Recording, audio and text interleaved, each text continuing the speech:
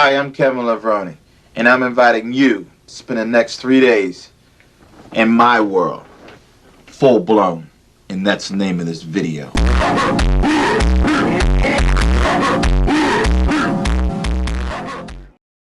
And Joe Weider told me before he passed away, and I said, Joe, how come I can't win? And he said, it's not that you're not good enough to win. It's not that Flex Wheel is not good enough to win, or Sean Ray isn't good enough to win. It's not that, Levrone. He said, this is a business. But if I take you guys and I shuffle you guys around first, second, or third, I'm still going to make the same amount of money. It's just that you guys are going to be personally rewarded, but I'm going to make the same amount of money if Flex was Mr. Olympia, you or Sean Ray. But Dorian opens up another whole umbrella, opens up another whole market.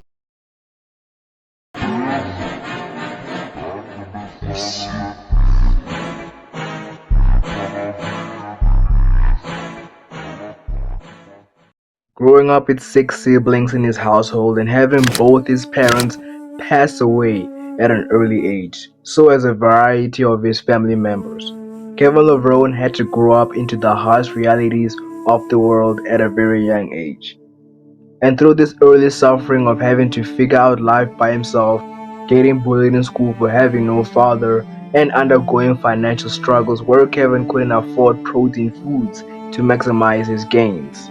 This pain and suffering would establish a foundation of discipline, perseverance, humbleness within Kevin Levrone, which would be the perfect traits of becoming the ultimate champion in the long run, beating competitors like Ronnie Coleman, Flex Wheeler, and nearly the 4-time Mr. Olympia Dorian Yates. Yes, sir! You are Yes! But with Kevin Levrone having the Infinity Glove right in his hand, with one of the Infinity Stones being his elite genetics and hyper-responded steroid gains, he made a superior mark in the bodybuilding industry to a point even the IFBB refused to give Kevin Levrone the Mr. Olympia, being how unstoppable of a physique Kevin Levrone had. This is the life story of Kevin Levrone.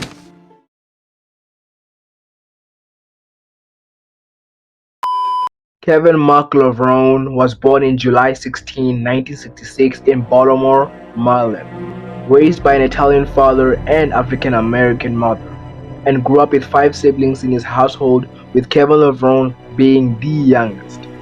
Kevin's father would represent traits of masculinity and respect within the Baltimore community, and would be the perfect father to teach Kevin the ways of being a man in society, but sadly, he would pass away in 1975 from cancer whilst Kevin was just 10 years old.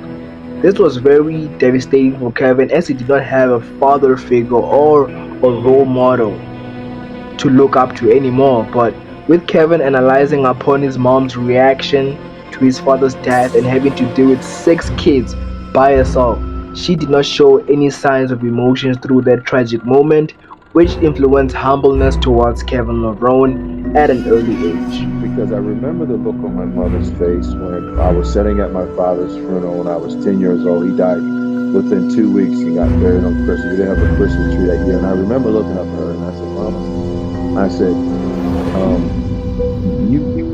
if you said God is so good, then why did you take Daddy? And I remember her looking down at me.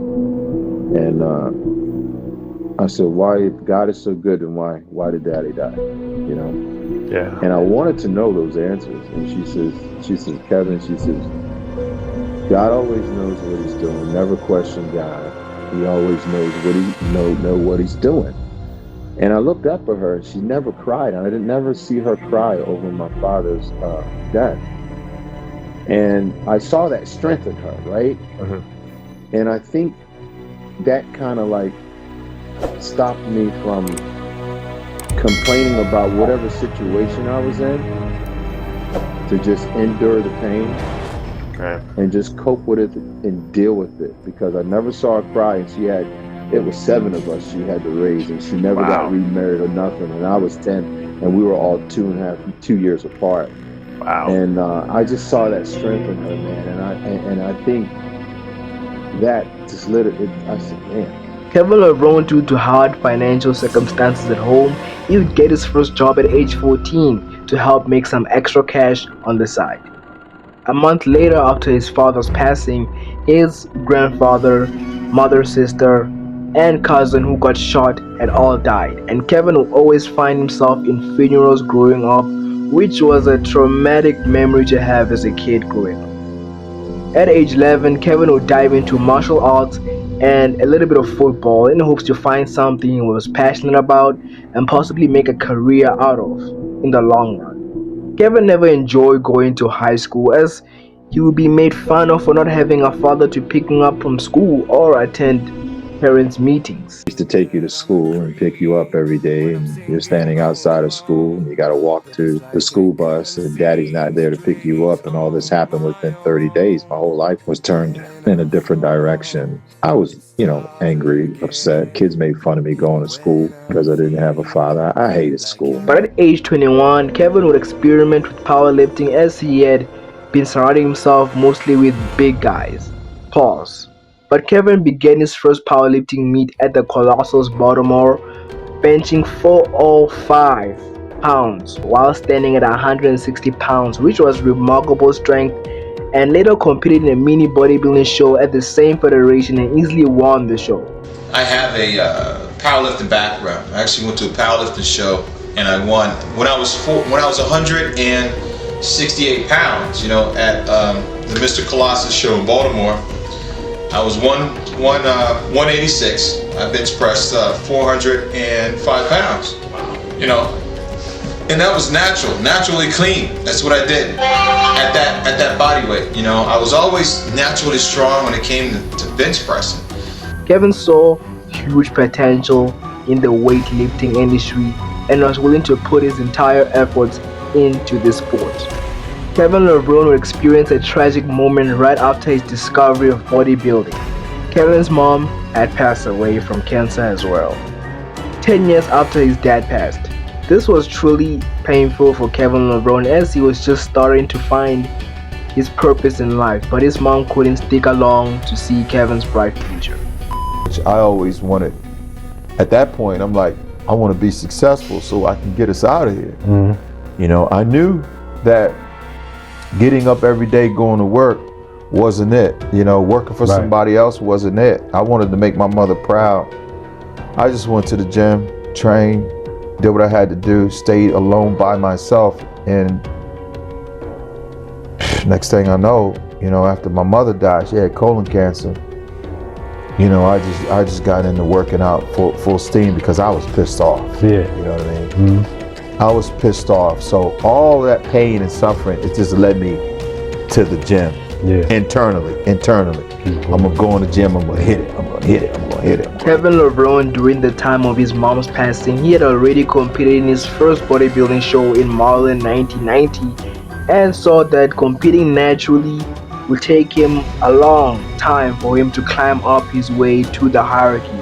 So he decided to take steroids after his mom's passing and believed he had nothing to lose as he had lost nearly his whole family, including his own mom. I used to sleep in the bedroom with my mother and my father, between both of them. And this day, everything just changed. And I didn't see him no more, ever. 2 weeks later, he died. I went to the hospital for the first time to see my father. I didn't recognize him because he had cancer, Okay. And he turned yellow and just had leukemia and lost a lot of weight. I didn't even know who he was. So within 2 weeks, I'm going to the first funeral of my life, never even know what a funeral is. Like you, I used to go to church all the time, sing on the choir between my two sisters. Our whole life changed. What Kevin Levrone is mostly known for is his quick and hyper response to muscle hypertrophy or steroids. Meaning Kevin would not train for 5 years, lose 50 pounds, get back to training for 6 months, and get that 50 pounds back. And this is not the typical muscle memory that you know about. With Kevin Levrone's fast response to steroids, he gained a significant size. competing in the 1991 NPC Junior Nationals and placing second to Paul D'Amelio, which was very impressive being that Kevin had just got in the business. Paul, after his 1991 NPC Junior win, he personally spoke to Kevin, telling him how he has so much potential in bodybuilding and that if he took it seriously, he could easily win all the shows.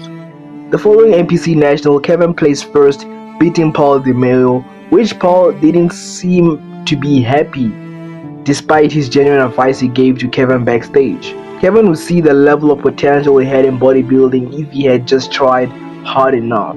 Kevin developed a dream to make money through competing and meeting Joe Weider like Arnold did in the golden era times. With a short period of time in the bodybuilding industry, Kevin Levrone got his first pro card at age 23, which was very significant as getting a pro card would take bodybuilders years to achieve. But Kevin Levrone's first rise in the bodybuilding scene landed him loads of attention and a flight booked by Jim Mannion from Kevin Levrone to meet Joe Weider for the first time. This experience of meeting Joe Weider was unreal to Kevin as he didn't believe that a guy like him, who grew up in such a harsh environment, would get to see the beauty of life. Joe Weider explained the keys of bodybuilding to Kevin and signed him to a contract to be one of Joe Weider's athletes, where you would have free access to certain features in bodybuilding like free flights, food, hotel during tours. Every show, Joe Weider would always call. I would be in Europe. He would call, "Hey, Levrone, I'm proud of you." I said, "Thank you, Joe." I said, "Joe, what can I do to be Mr. Olympia? What can I do to be Mr. Olympia?" And Joe would say, "Well, it's not that you don't deserve to be Mr. Olympia, Levrone. You definitely deserve to be Miss Olympia. But, Dorian opens up the European market. It's just business." I said, "Okay, I understand." He goes, "Believe me, if I shuffled you, Flex Wheeler, Sean Ray around, I'd still make the same amount of money. But, Dorian does things and opens up that market that you guys can't." He goes, "But I'll put you on the anniversary edition of Muscle and Fitness." In 1992, Kevin Levrone would go on to win the Grand Prix Germany and winning the Night of Champions, which instantly qualified Kevin to the Mr. Olympia that year. And this was overall a scary fast rise for Kevin Levrone. Within less than 4 years of competing, Kevin was already going into the Mr. Olympia facing the top dogs of bodybuilding, while Kevin was still the new guy around the block. Wasn't really on the radar for me. I seen that he won the Night of Champions, but for some reason I wasn't really thinking he would be a challenger yet. I was thinking more about the established guard, like Vince Taylor. He got third when I got second, so he was next to me. Sean Ray and Labrada.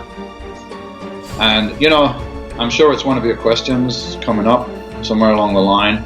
Like, what did you do in '93 to make that huge change? Well, you know what? Most of the huge change actually happened in '92. I got pictures from the off-season in '92. Not a lot dissimilar from the '93. The day of the Mr. Olympia, Kevin showed up 230 pounds. An overall same body weight as Dorian Yates, a veteran in the industry.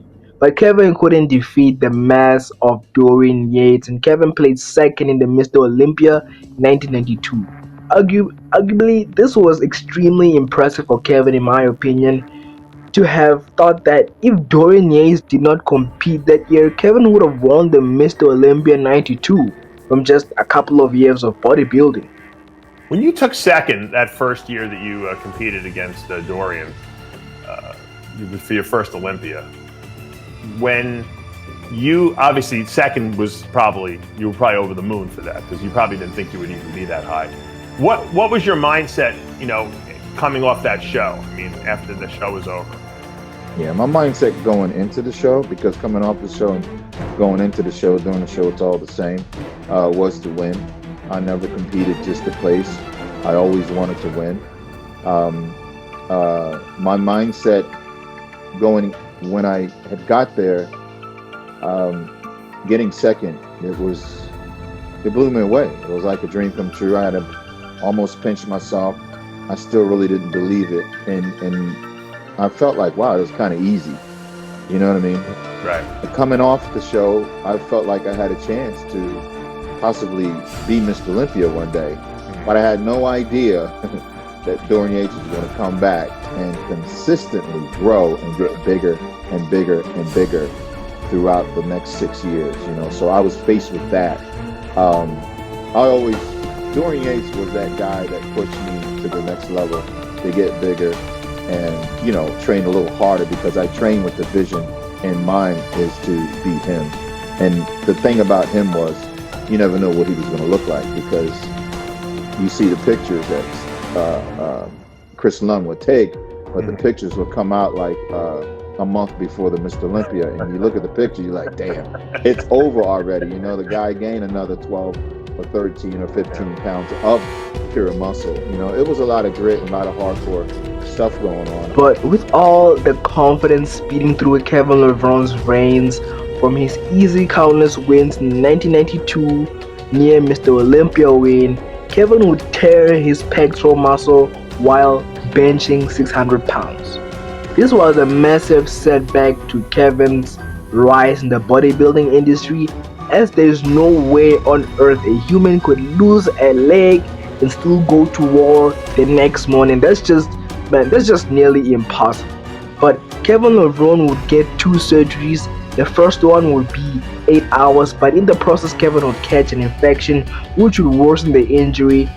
So Kevin had no idea how to explain his injury to Joe Reader, so Kevin lied, claiming he just had a little minor injury, as he was afraid of losing his contract due to the injury. But Kevin's perseverance, he still made efforts to train and prep for the upcoming shows despite the pain he felt on his chest during his workouts. I tore my pec in 1993. And after I tore my pec, it was like I was in tore my pectoralis, major and minor off the bone, snapped my tendon in half, bench pressing 600 pounds. And when I did that, I was laid up, Lucian, for about 6 months, 5-6 months, man. I tore it in February, March, April, May, June. And I came out casting, and I went from weighing 250 pounds to maybe about 215. I was like nothing. And I got a telephone call from Wayne DeMillia and the Weeder people, and they were like, well, if you can't be on stage in September to compete, then you might not have a contract.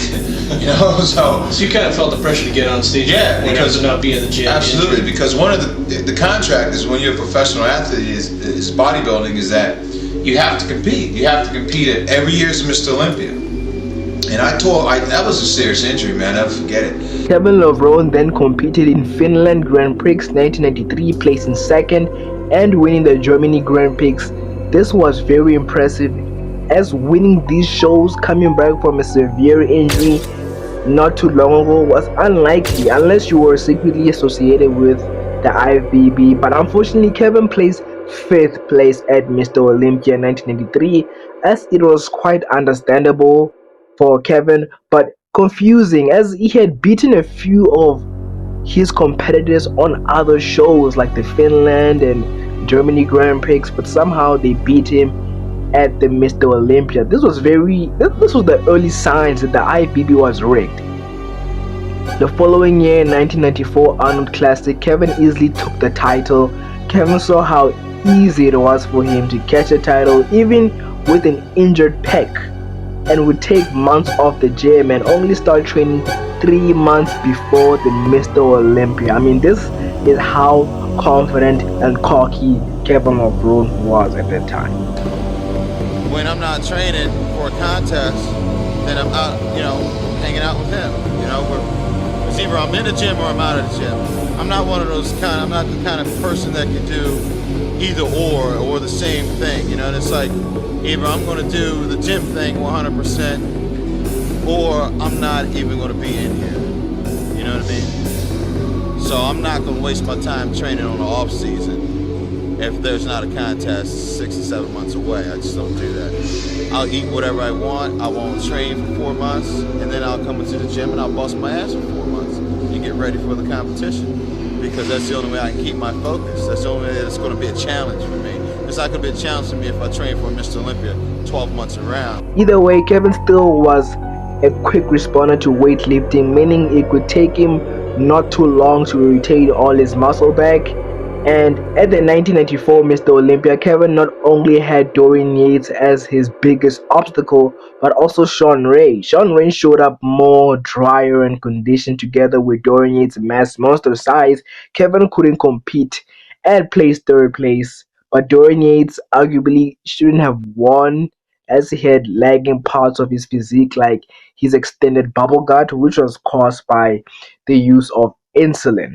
That's got to be super dangerous, isn't it? When you see those guys with those enormous bloated bellies. Yeah, there's a huge debate, and like, what is that? You know, what is it? I don't know. Is it internal organs that are growing? Here's the thing. Initially, that's what people thought, right? And my waist started to get a little bloated around 96, 97, maybe 97, when I was using insulin.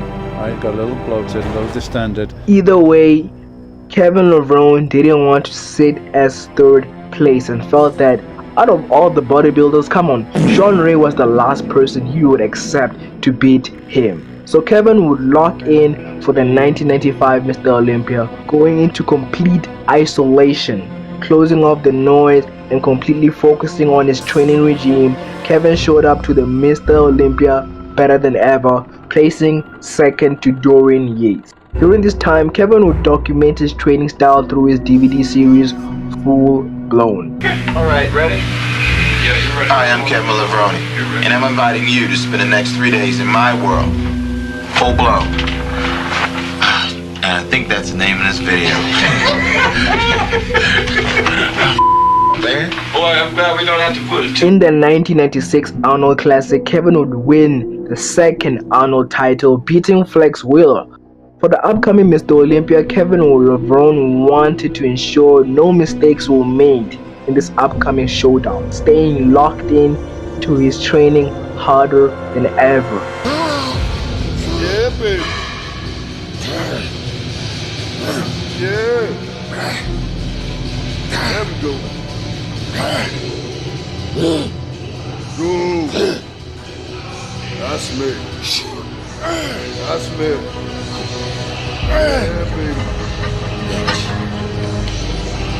Forcing himself to go down levels of suffering for the show, like extreme dieting, sleeping on the hard floor, and keeping various ammunition around him, as this was a way for him to turn his mindset as a soldier ready for war. Yeah, I don't know how that guy worked with that, but eventually this mentality wasn't enough to get Kevin, as he placed fourth at the Mr. Olympia in 1996, moving one place back from the 93 show. So for me, I had to put myself in this solitude place after my training. So yeah, I would go to a room. I'll have this certain room in my house where it was just empty. And when I get done working out, that's where I would sleep. That's where I would do my 12-week, 16-week preparation. And as I would sleep, I would think about Flex. I would think about Sean. I would meditate about the show, Dorian Yates, how he moves, how Sean Ray moves, how he's going to present himself. But I would lay like I had a Mac 90 machine gun. I had, my M16. I had, seriously, dude, I had like my 9mm. What's with the weapons, man? What's with the weapons? You were going to war with? Were they loaded? Because it was like when you diet, and you put yourself in that war zone, you have to think that you're like a soldier and think that, the suffering and the pain and everything else is going to pay off. So I didn't need any food. I needed to completely visualize myself going to battle in war. But for me, it was a different type of war. Instead of grabbing them guns, but having the guns there and looking at the bullets and the ammunition and stuff, it was crazy. It just put me in that mindset. So I would go to sleep like that, wake up 4:30 in the morning, and the first thing I would do was go to gym. This was a tough decision for Kevin Levrone, as he would be beaten by various bodybuilders at the European tour. And to make things worse, Kevin placed 8th in the 97 Arnold Classic due to his torn pec, which is the worst placing he has ever placed in the Arnold Classic. And Yeah, man, but with this falling of Kevin Levrone, he would make an epic comeback at the European tour with him winning 6 shows out of 7, with one show having Ronnie Coleman beating him. And fun fact is that Kevin was so dominant in the sport that Ronnie Coleman himself, before hitting his prime, would have a one-on-one talk with Kevin Levrone, questioning him what was the secrets for his constant dominance in easy comebacks. But Kevin Levrone said that, hey, the secret of him winning was his relaxation and taking a couple of shots of vodka. I gave him a room, and I gave him a few shots of vodka, you know. And, You put it in the coffee, I heard, yeah, I was right? like, Ronnie, come on in my room, Coffee man. and vodka. Man, how you get in shape like that? I don't know. I don't drink no alcohol. Ronnie probably never had a sip of alcohol his whole life. Kevin's boozing it up in his room. You got drunk. Winning every show on And the Ronnie tour. said, Oh man, that's some good stuff right there. That's a good I said, invitation to Ronnie Coleman. have more shots, big dog. I don't drink no alcohol, but if you say have some more shot, I'm gonna go ahead and try it then. Kevin might have the best. Kevin might have the best Ronnie Coleman impression of all time. Yeah. So he got all drunk, went back to his room, woke up the next day. And killed all you guys. I walked backstage. I was like, damn. That was it. I never beat him since. And he came to the States, beat me at the Night of Champions. Yeah, that. In 1998, Kevin had beaten Ronnie Coleman in the San Francisco show, but one thing that still is shocking and has the most controversy in the history of bodybuilding is that Ronnie Coleman was natural that whole time of competing with the big bodybuilders, the Mr. Olympia. It's very shocking. But eventually, Flex Wheeler sat down with Ronnie and told him the drug side of bodybuilding, which would create the iconic mass monster Ronnie Coleman that we know. Came to me, was like, man, look, I'm tired of getting my ass whooped. What you doing? Because Ronnie was always natural. That's one thing a lot of people didn't know. Ronnie turned pro and competed as a pro naturally for a long time. You know what? I used to read that, and that was so hard to believe. That's fucking true. It's true. I have heard that too. In the 1999 Mr. Olympia, Kevin would place 4th, having the competition of bodybuilding become more and more intense by the year. So as Ronnie Coleman finally hopping on steroids and beating Kevin, this would be a top state for him, as every year tougher competitors would rise in the Olympia stage, giving Kevin an ache in the bodybuilding industry. Kevin saw the saturation in bodybuilding rising and devoted the whole year of 1999 to sculpt a newer version of himself, quote unquote, the villain ARC. 2000 would be the year Kevin was confident he would win, as Dorian Yates had retired and the only obstacle Kevin would face was Ronnie Coleman. But Kevin during the year of 2000 would start a musical band called Full Blown, a name he had used previously in his old DVD Olympia Preps documentary. Full Blown.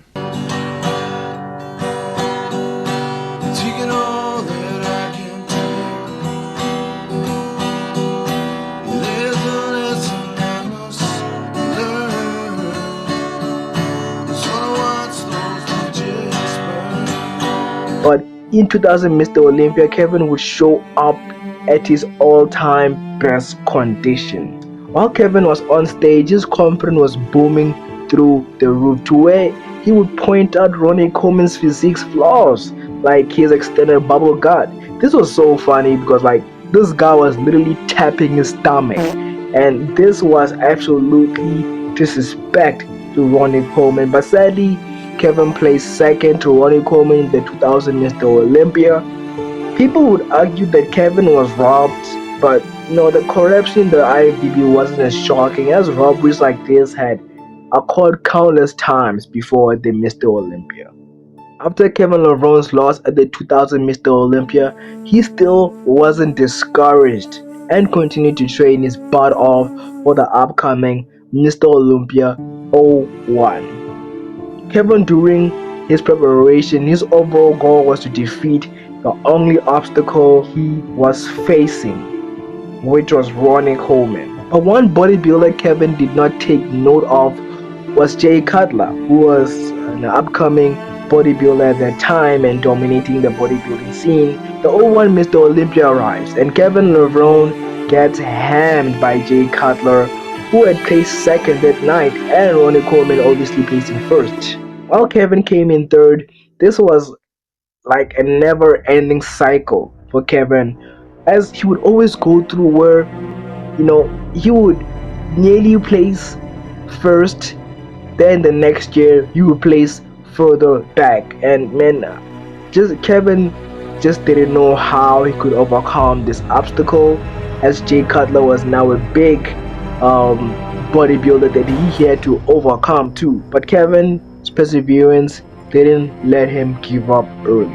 Jay would show up in the Arnold Classic 02 looking crispy sharp, beating Kevin Levrone, where he placed 8th place, which was bad compared to how he used to win the Arnold Classic back in the 90s.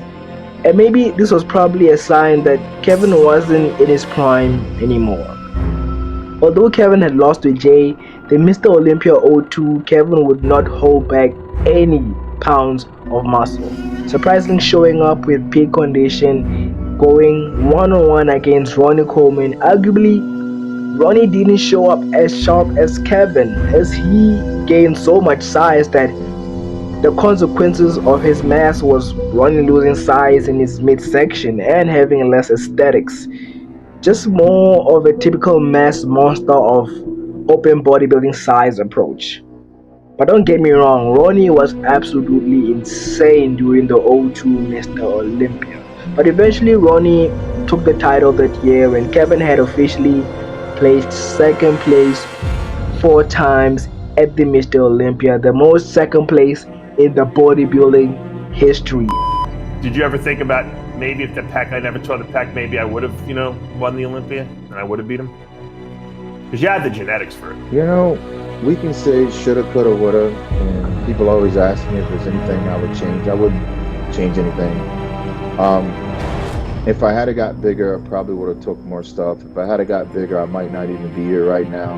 I was just that guy, that had that insane mentality to where I was going to keep doing what I needed to do until something happens to draw me mentally back in. And I do think that was probably the saving grace of my career, because people say, well, Kevin didn't train hard enough. Well, that's bullshit. I bust my ass, I trained hard, and I did brought quads. And at some point, you got to let reality check in and say, hey, I'm either going to cross the line and die, or put my life at risk dying. The following year, Kevin would place 5th at the Arnold Classic and 6th at the Olympia 03. And Kevin just saw that he was slowly downgrading as the competition was just getting higher and higher. Kevin then stopped competing, not necessarily announcing his retirement, but taking time off bodybuilding to explore new aspects of life, like his son, his YouTube channel, his music band Full Blown, acting shows and movies, and later bodybuilding. As in 2016, Kevin will announce his final comeback, competing in the Mr. Olympia 2016, which he placed 17th. And personally, I still think that his comeback was very, very impressive, as being 50 years old with a body like that it's impressive, guys. Let's just be honest. And the fact that he had not trained for years and lost all his size like back in the day, but still gained size again. This just shows that after all those years, Kevin still has that genetic monster within him, and will always remain the uncrowned king. But if you guys enjoyed the video, make sure you like, comment down below if you think Kevin deserved at least one Mr. Olympia, and subscribe for more content, and follow me on all my socials linked in the description. Peace. Bye, have a great time. Let people know out there in the world that no matter where you at, no matter what you're faced with, just hold on to your vision, man. Like, believe in yourself. And those dreams can turn into reality, just like you had a dream, I got a dream. Like, that stuff is real. Like, it happens. Right. You know, you don't have to sell your soul to the devil. You don't have to sell out. All you got to do is just keep believing in yourself.